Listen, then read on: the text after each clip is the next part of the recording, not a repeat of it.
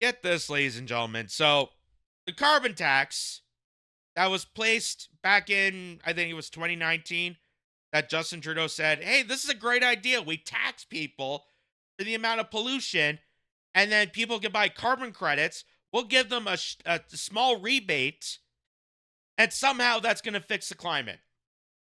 And it's proven ineffective ever since. But that hasn't stopped this horrible reign from enduring more climate taxes, enduring more carbon taxes. And as of April 1st of this year, April Fool's Day, ironically, that carbon tax is going to increase another 20%. That means your food, your gasoline, heating your house, everything is going to be up 20% more than it already has. That's on top of inflation. That's on top of everything that's happening right now. But here's Mark Carney, Carbon Tax Carney, that we know that he is a manipulator, he's a liar, he's a corrupted sellout, and he is a globalized capitalist that aids towards foreign investments in fossil fuels. So he's not an environmentalist whatsoever. But here's Mark Carney saying that he will dump the consumer carbon tax, change carbon border adjustment tariffs on imports. So he's proposing, instead of people paying directly to carbon taxes, oh, we'll just put it onto more tariffs. We'll put it onto America. America's now going to pay for the carbon taxes for Canada, and somehow that's going to fix the climate. As opposed to the billions and billions of dollars that's being funneled in through these taxes and has done nothing. Done nothing. There's no investment into green energy. It is just an absolute just money laundering scheme that we're starting to get more investigation into it in the green money and in the green energy laundry fund. And the fact that this whole thing has been a scam from the get-go. So Carney says it was time to move on from the much maligned consumer carbon tax. This is from the National Post, by the way. Liberal leadership candidate Mark Carney said he will scrap the divisive consumer carbon tax, instead proposing an elaborate plan that includes tariffs on certain items from countries without carbon taxes, making heavy Canadian industrial emitters pay more and offering consumers incentives for purchasing eco-responsible items. I hate to break the news to people, but that was carbon tax. That's exactly what they pushed in 2019. So they're not scrapping anything. They're just trying to foment the discord of, oh, you guys won't have to pay anything this time. But they know, and we know, that all the times that they put carbon taxes on these entities to hope that they back down on pollution, that has not changed. It's even gotten worse because a lot of these corporations just buy carbon pricing and buy what do they call it, carbon credits to allow for more pollution. And it doesn't do anything for the environment. It doesn't do anything for people. It doesn't do anything for investing in greener technology. It's just a screw. It's just an absolute scam among Canadians. So they're not really eliminating carbon taxes. They're just rebranding it, it looks like. At a media event in Halifax on Friday, Carney said it was time to move from the much aligned consumer carbon tax, instead promising to fold a new consumer carbon credit market into the industrial carbon tax system.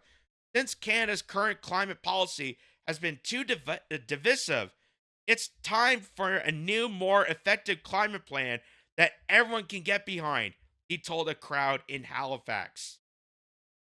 Again, you're still going to have to pay for it because that markup, that tariff on top of everything else, that burden's now going to be dominoed to you, just like the original carbon tax. So this is just an absolute, just absurd. Nothing's going to change. Nothing's going to change out of this. He's promising nothing. He's promising the exact same as Justin Trudeau. The exact same. But he's just going to rebrand it to trick you. Oh, you're not going to be held responsible. It's going to be on tariffs. It's going to be from companies that don't support carbon credits. And we know that carbon dioxide is beneficial to the planet. This idea that we need to capture carbon and spend billions of dollars investing in materials to capture something that plants and crops and trees have done since the dawning of this planet is just an absolute scam from the get-go. He said the idea is to remove the carbon tax on consumers, but find a way to replace the carbon rebate sent to households with financial incentives for improving energy efficiency in their homes and transportation, such as swapping home heating oil to a heat pump or purchasing an electric vehicle. Yeah, tell that to the people who could barely afford the groceries. Buy a $60,000 electric vehicle and we may give you a check. He says he wants the new subsidies to be paid by the contributions from large emitters. We, in fact, will provide them with more options to reduce emissions because they will be able to pay for the emission reductions of Canadian households, he said.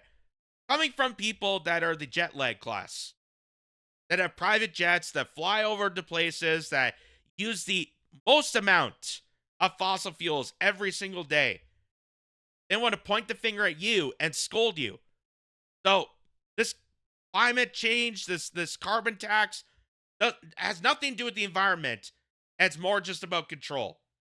It's about the upper class, the elite, the aristocrats that scream the loudest about the climate, using this as a way to control the population. In the end, what we're going to see is much bigger incentives for households and more choice. His plan also included promises to boost or revive a host of tax credits or subsidies for home retrofits, energy efficient improvements, and electric vehicle purchases. In an interview with tax economist Jack Mintz, that Carney was replacing an unpopular but effective carbon tax with something more complex, costly, and distortionary. It tells us what happens when you drop something simple like a cap and trade system, a carbon taxation for a whole bunch of different mandates, subsidies, etc. I don't think it's very workable, said Mintz, the president's fellow at the University of Calgary's School of Public Policy. Carney wants to increase the costs on so-called big polluters. That means oil and gas, cement companies, chemical companies, manufacturing, and a whole bunch of others. They're going to end up raising their prices on consumers in order to provide subsidies to carbon credits to the consumers. So again, he's not eliminating carbon tax. This whole, it's a scheme. It's a whole goddamn scheme. And people buy into this thinking that it's going to change something. It's not. Mark Carney is the exact same, almost identical, carbon identical to Justin Trudeau. Because they operate in the same they operate in the same grounds of the global agenda. That all it does is take control of populations. Carney also committed to developing a carbon border adjustment mechanism, essentially a tariff on products in certain sectors imported from countries that don't have an equivalent industrial carbon levy. A document released alongside with his announcement said the border fees would impact energy-intensive, trade-exposed sectors such as steel, chemicals, cement, and aluminum. Carney also promised to improve the industrial carbon pricing system by increasing the transparency between provincial and territorial markets and avoiding carbon credit oversupply. What that does, it provides a very clear signal to large companies to make the investments now to get their emissions down, to become more competitive. Again, since the carbon tax originated, the amount of emissions have increased. And that's because the people that are screaming the loudest, pretending to care about the environment, don't actually give a damn about the environment. The same people that are flying around in private jets that are doing the worst amount of pollution across the board, that allowed the Nord Stream pipeline to explode, and not a word about the environmental impact that poses, or the wildfires, or all those people. The same people that scream the loudest about climate change are the same people that will not give up their incentives, that just buy up carbon credit. The fact that they're turning their trust to Bill Gates, a guy who barely finished college, doesn't know how to program, doesn't have a medical background, and his best answer for climate change is we got to bury the trees. Trees that take in carbon dioxide and provide us oxygen. And the same people that also demonize farmers, one of the oldest occupations on the face of the earth. Farmers that actually help regenerate and help with the soil, that help with the carbon capture. The more crops we produce, the more vegetation we produce, the more actually helps bring better oxygen, cleaner air, which I thought that's what the whole environmental awareness is about. That's what makes me an environmentalist. I want clean air. I want clean water because that's what we need to survive. But according to Mark Carney and Bill Gates and Justin Trudeau, none of that matters. They don't care about that. It's all about control. Energy Policy Analysis, Heather Exner-Pryett, said the proposed changes to the output-based pricing system were a positive step, but the rest of Carney's plan is essential, adding layers of bureaucracy to Canada's climate policies and undermine corporate competitiveness, that Exner-Pryett, Director of Energy, Natural Resources, and Environment at the Macdonald-Laurier Institute. It's just the whole philosophical approach of adding on bureaucracy, adding on the layers of things that people have to do instead of looking at removing them. So there's no philosophical change that I would say industry was looking for, she said. This is a very classically liberal climate policy, she added. There's not much to distinguish it from the last few years of liberal policy, except he's getting rid of the consumer carbon tax, he added. But you're still going to have to pay more. So I don't know.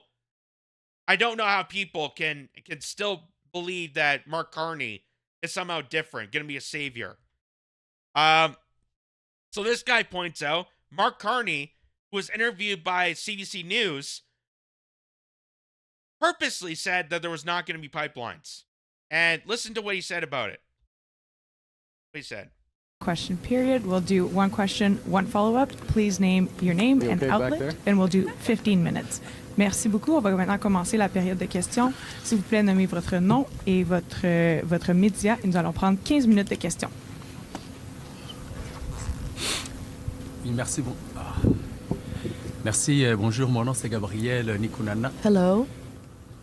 Mon nom c'est Gabriel Nikunana, journaliste de Radio-Canada. I'm with Radio-Canada. Two questions in French.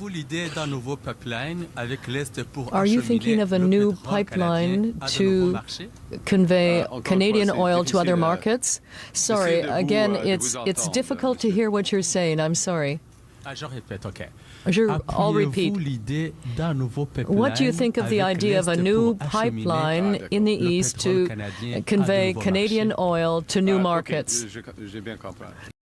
So they asked Mark Carney, what do you feel about adding pipelines across the provinces from Alberta into the eastern provinces like New Brunswick, creating an oil market so that we could sell to other markets and build up our GDP using our natural resources, which is beneficial.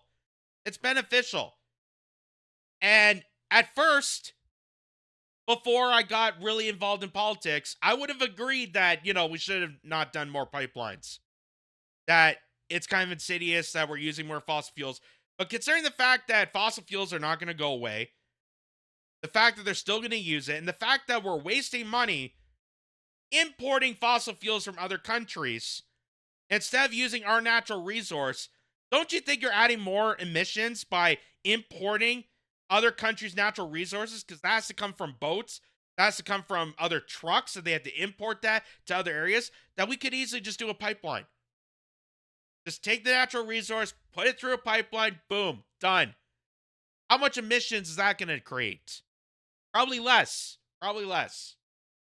Yes, I understand. Alors, il faut, comme je viens de dire, well, as I've just said, le processus, we must change d'approbation the process for approving major projects in the national interest. In my opinion, the federal government has to use the exceptional powers that it has to move forward with these projects here in Canada. Canada overall must choose those projects. We are a federation, and the government of Canada should be a partner on those major projects, but at the same time, the provinces, including Quebec, must agree with such projects. So, what he's trying to do here in this mealy-mouthed French answer to this is he's trying to put the blame on Quebec.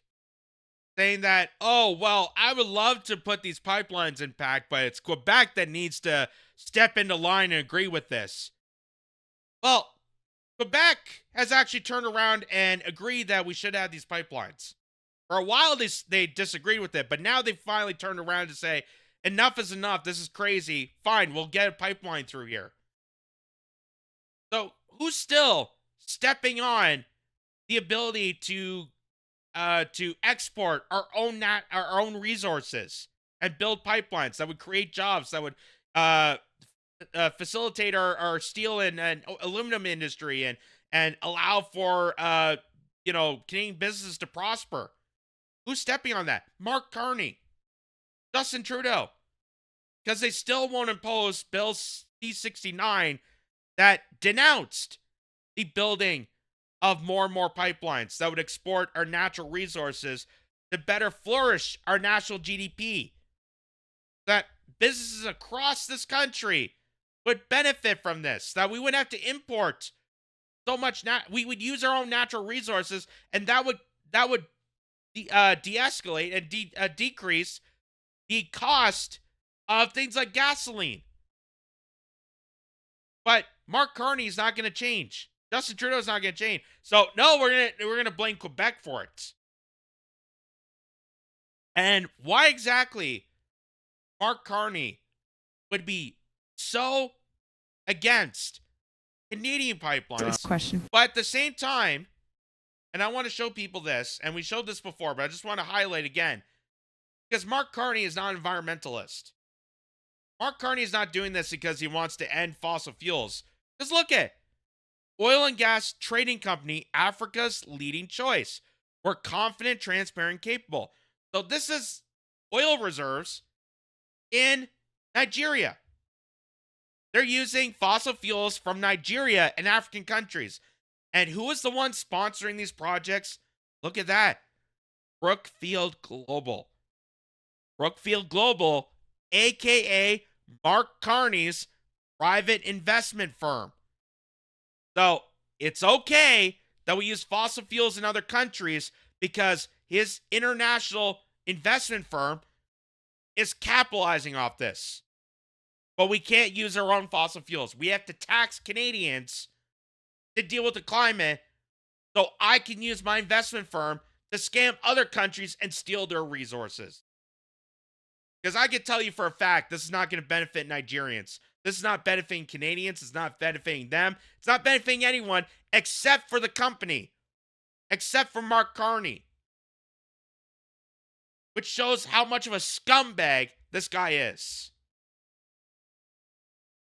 So, Naya Anferstill, I don't know how to pronounce that.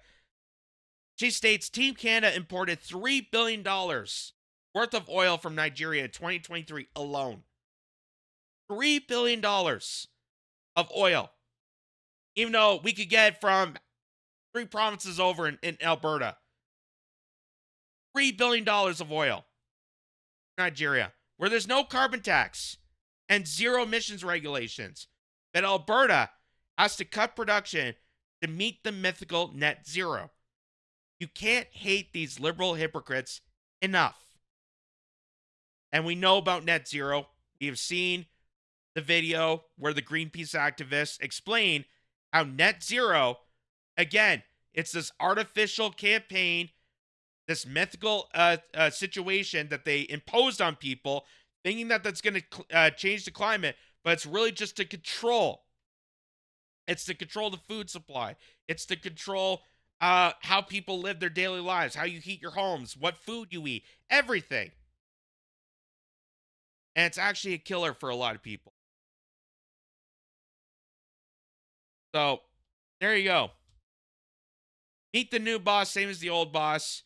The carbon taxes are not going to go away just by changing the face of the Liberal Party.